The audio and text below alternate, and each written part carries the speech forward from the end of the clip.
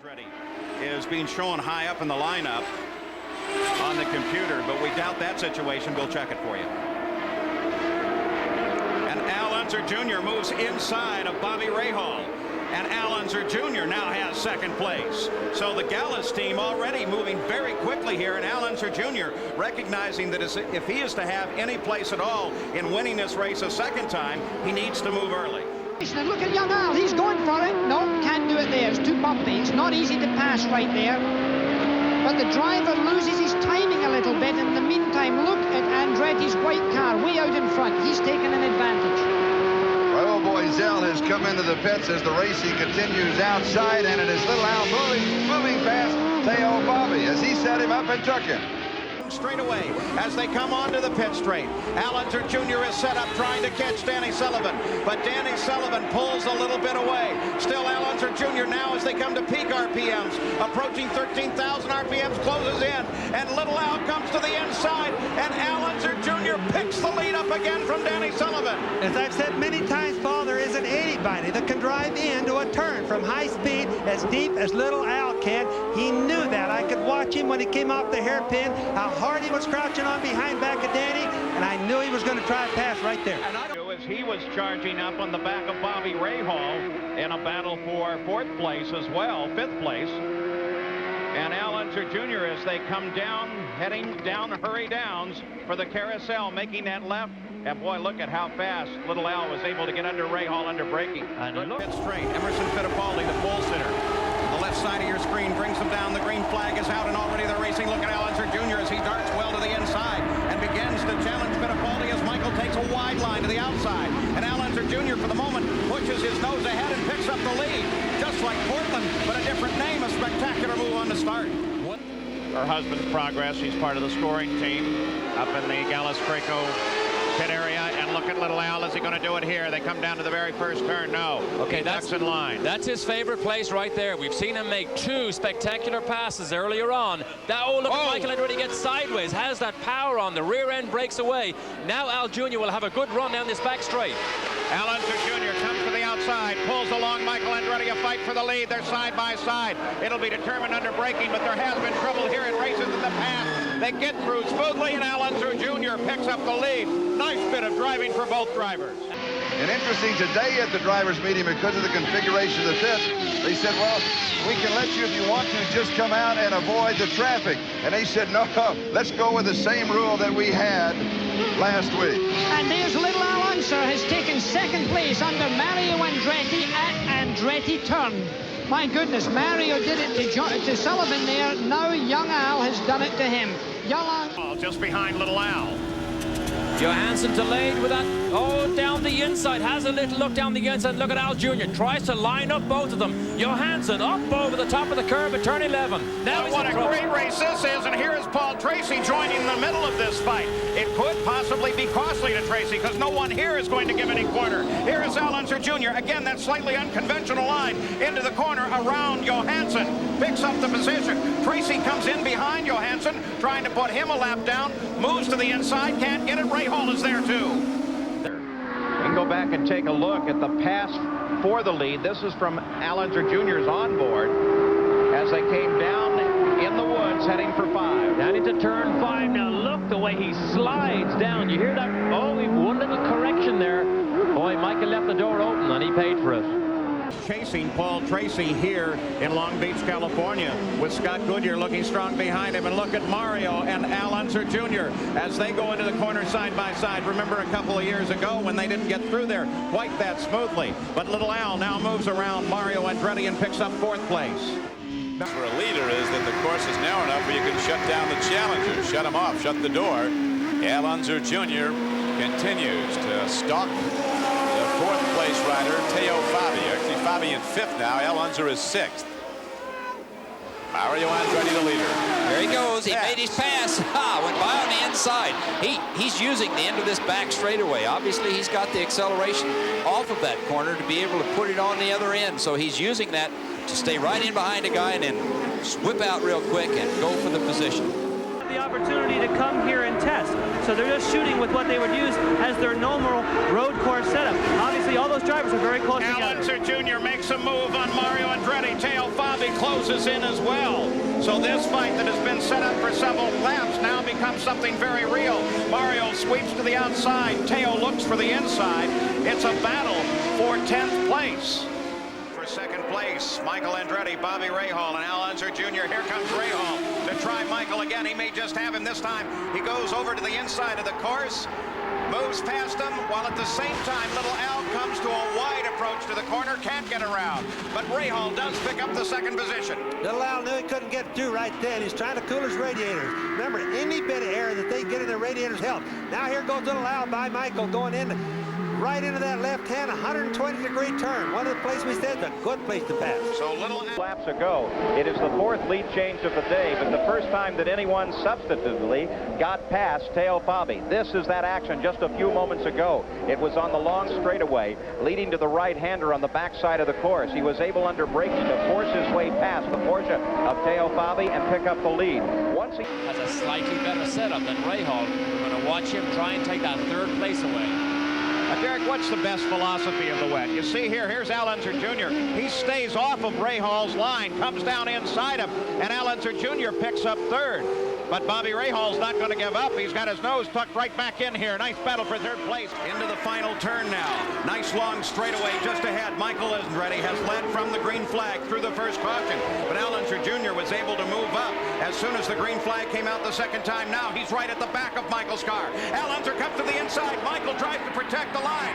Now, boy, he waits to break until the last second and then turns in, and Al Unser Jr. takes the lead. It was close to a wreck, Paul, because you could watch Michael getting ready to just get over and block him a bit. Almost a touching there. Let's go to that battle for third continues. Going to the outside and getting by is Al Unser Jr. Now he tries to take on, he takes measure of Danny Sullivan. He looks to the inside here. What will it be as they go down in deep into the corner? Goes Al Unser Jr. A great move into those S's. That was a great move. He's very aggressive when it comes down time to put it all on the line. He's very, very good. He might not be the best qualifier, but I'll tell you, he really stands on it during the race. And Fittipaldi, the defending champion here, streaks across the line and puts lap number 1 into the record books. The fight develops in second place as look at Al Unser Jr. goes one way, his teammate Rahal goes the other, and little Al stomps on the brakes, gets there first ahead of Rick Mears. Now Rahal challenges Mears by coming to the outside. On board with Bobby Rahal now. There's the battle for second just ahead of you, and it's a drag race on the Lake Erie Straight. And Mears does get down the inside. This is what we thought could happen. Al Unser Jr. outbraked him, but Mears had the better run. They're side by side still. Mears continues his pursuit of Al Unser Jr. for second place, and Rahal is only a few feet back as we build his own car again or to go with a customer Lola. Here's that same situation once again. Nice little pass for Al Unser Jr. Mario just in front of him. Turn 8. Classic racing pass. Mario leaves the door open. I'm not sure he expected Al to make that pass. Mario did not make it difficult in any way, shape, or form, and Al Jr. slides down the inside and picks up another valuable position.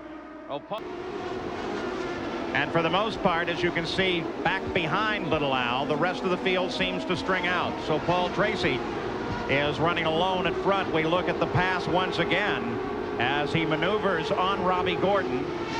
Now this is at the outside at the end of the long straightaway. Bad place to try to make a pass, but he thought he had up alongside of Robbie Gordon, so Robbie really theoretically shouldn't come over into it. But Paul, they got to really trust each other a lot to do that kind of racing. What little Al really accomplished by getting to the outside of the right-hander was to get in a position so he would be occupying the line for the next set of left-handers, and it worked. Problem on the right side? No, everything down and away. This one in 15 and 4 seconds. With Al Unser Jr. stopped, Danny Sullivan became the leader of the race, and then of course he relinquished that position as he came into the pits. Now let's just watch as he comes out to join the action right there in the first turn, and he decides to stay high of the traffic but slides in right behind little Al and is charging Al Unser Jr. as they come onto the lakeside straight. It is Danny Sullivan that pushes ahead just a bit. Now little Al should respond as they come through the first corners. Little Al trying desperately to catch Danny Sullivan. Some traffic ahead of Danny. Boy, what timing for Sullivan. The pit crew did their job. Sullivan saw where he had to join. Now here's little Al as he darts inside of Danny Sullivan using a slower car just ahead of Sullivan. And Al Unser Jr. picks up up the lead. Danny Sullivan rides in second place. What is computer system, and now we can have wonderful information like that. A lot of speculation that Little Al, you see now again pulling out outside. There's a good maneuver. Little Al locks him. Little Al locks the brakes, gets past Danny Sullivan. Boy, that's a real bonsai maneuver there. I'm surprised he tried it with a teammate. Running second behind Michael Andretti, the leader of the race, as Little Al was able to position himself around Eddie Cheever, who was really the fastest car for most of the weekend. And look at this, Al Unser Jr. has taken the lead away from Michael Andretti before the conclusion of lap number 1. Very aggressive on Little Al's part. And here comes Eddie. The car has gone out so far. That was Tony Bettenhausen, went out with a blown rear right tire. Here we see Al Unser's chance to maybe put it past. He gets down underneath the inside of Emerson and goes by him. Boy, that was textbook, classic. Right down, out-braked him into the corner. Cars last year, so two very knowledgeable men as they work this course very carefully, coming into a hard braking turn, and Al Unser Jr. tries to the inside. That's a whole row of knowledgeable drivers, and that was a textbook move on Al Unser Jr.'s part. That's the one place it seems like we get the most passing is right there at turn 11. They set up, get into that corner, take over the other guy, have the opportunity to pick up that position. Mario tucks the car right tight to the inside of the keyhole, stays on that concrete pad, but now Al Unser Jr. is lined up to move to the inside and take him. He's right under his rear wing. Mario will probably make it difficult. Now Junior comes down the inside. Junior slams down on the brakes. They won't but touch. They may in fact have. And Al Unser Jr. takes fourth place away from Mario Andretti. Almost becoming a trademark of Al Jr. When he makes his mind to go down the inside, he's either going to make the pass or there's going to be contact or both. I don't think there was contact there, but boy, does he come down the inside with a slice of authority. Today, though he was uninjured. And take a look at this at the front of the field. Here comes Al Unser Jr. challenging Rahal. Rick Mears wisely gets out of the way of this one, and Al Unser Jr. picks up the lead. Well, 3 abreast going in there. Now that was calculated probably. I'll bet he looked for that for 5 laps to get Rahal going by Rick Mears at the proper time. Well, I love it. Rick running in 9th place. Took a look down in the rearview mirrors and says, I'm getting over here to the side and let these guys come through. Then his first IndyCar race title, and he came back to win it again in 1988. He's making a move on the outside. He used that slower car, and he's gotten by him. He's passed Rick Mears, taking over that position. He's in between the cars, gets through safely, makes his move. What a classic. He really used that slower car of Dean Hall to set up and get by Rick Mears. That was a good, slick move. Behind him now. Al has been able to make up the distance he lost in this very section on the last lap. Now the downhill run once again. It has been Little Al's opportunity to overtake. Will he have it again? This is a great fight, Paul. This is a great fight. Look the way he draws up behind him. Al Unser Jr. pulls alongside of Michael. A drag race down to the bottom of the hill. Michael has the line, though. But Michael can't hold it, and Al Unser Jr. forces his way into the lead of the race. As they climb the hill again, Michael looks for racing room to the inside. As Michael comes back to challenge Al Unser Jr. Al Jr. pulls down to the middle of the road to block Michael, but what a great move by Al Jr. Michael tried everything he knew to try and stop him going around. I would have said that was a Michael-type move because we saw that at Vancouver, but Al Jr. absolutely using the handling of this car to best effect. From you very quickly down the back stretch. Mario Andretti leading the Long Beach Grand Prix. And a surprise with Al Unser Jr. coming up into second place and now beginning to challenge Mario Andretti for the lead. So look at this as they come into the hairpin. Little Al may just lead the first lap. Little Al takes the lead coming off the hairpin, and Al Unser Jr. leads lap number 1 of the 1988 Long Beach Grand Prix. Vehicle Operations Division, and has really been one of those people pushing Robbie Gordon forward.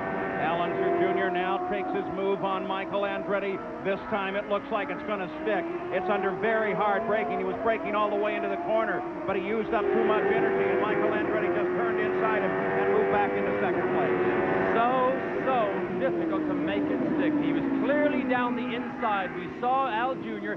get a little bit sideways under very heavy braking. Michael moved over, turned his car under Al Jr. and got back on the power quick. Oh, look at this. Jr. goes down the inside again. Jr. cuts to the inside, going into the east loop. Again, Michael comes back. They run out of road pretty quickly there, so Michael Andretti has to stay there.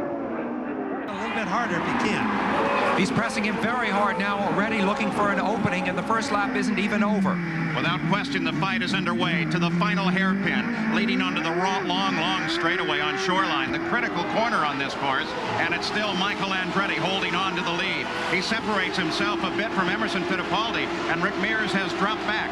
But the fight is at the front of the field, and there it is. Here comes Little Al making a move to the inside. He takes the line away from Michael Andretti. Can they hold on? He's got it. It's now Al Unser Jr. in front. Beautiful. That's as good a pass as you're ever going to see. Michael saw the car coming, left the room. He didn't want to end his race right there at the end of the first lap. Have to break down to a little over 50. Boy, Al Jr. is really pressing. Now look at this. He has the prime spot.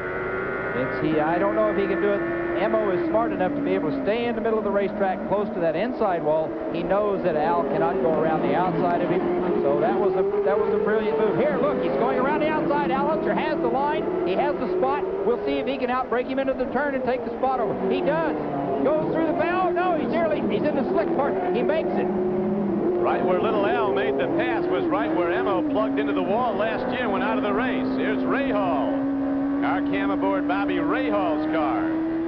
Very definitely apart as Mario strays to the outside, and they all try to move around the slower car and finally accomplish that pass. Of course, that was Brian Bonner, who's only driving in his third IndyCar race of his career, and very wisely moved aside, but it gave Eddie Cheever and Al Unser Jr. both an opportunity. Oh, big opportunity. We saw Mario, all sorts of things went wrong, and I think Cheever got passed by Al Jr. Al Unser Jr. now we see it. Cheever was over to the left when we saw the onboard camera, and Little Al forced his nose inside to the right of Cheever and moved into the position. So now Little Al runs in fifth place. And what I think happened is you could see that Cheever was trying to make a pass on Mario. Look at Cheever. He moves to the outside. Now he's going to go inside Mario. Realizes he's stuck, and Al Jr., look at this, round the outside. Very difficult move. And he manages to pull it off. Off-camber downhill corner. You really can't tell how downhill it appears to the driver. That was a very gutsy move for Al Unser Jr. Michael out right behind the leaders. One of the advantages of a race of great drivers is that there's no slow machine. You're not overcoming some slower moving cars. That's true, Paul, and it's an opportunity for everybody to go to the nth degree. It's just like Emerson said there. It's a chance for the top drivers to go flat out, very hard, all day, all the way. Here's Al Unser making a move on the outside. What a look at that. Under braking, he darts to the outside, holds it in there. That's terrific. Mears sure didn't want to give up that spot, but he had to. You know, that brings Al Unser Jr.'s next big chance is turn 3, a very fast section of the course here. He works his way through turn 1. Now this is where Cheever passed him. He came up along behind him here. He's not going to get by Johansson here, though. Al Jr. is not. So Al Unser Jr. tries to the inside of Johansson. Can he hold? He locks the brakes up. Al Unser Jr. takes Johansson very, very wide and moves into third place. So exactly where we suspected it might happen, there it is. Literally muscled his way past. In fact, Johansson did not want to let go, but I believe they touched. I think those two cars touched under braking. We watched two cars. Here's a fight for the lead. Sorry to interrupt, Sam, but Al Unser Jr. through that has just suddenly closed down on Danny Sullivan and is knocking on the back door. So let's watch this as Al Unser Jr. drops inside Danny Sullivan in the third turn, and Al Unser Jr. picks the lead up again, Bobby. Paul, I've never seen a car handle any better right here at Long Beach than what Little Al is doing now. When he catches them, he just plain passes them. Different line off of the corner as he searches for traction. Yeah, exceptionally different lines getting off. Little Al's trying anything he can, but to get off line, he's in the wetter area, but he's got to run it, Danny, here. Boy, he takes a strong run, locks the brakes up going down into the corner, and makes the pass.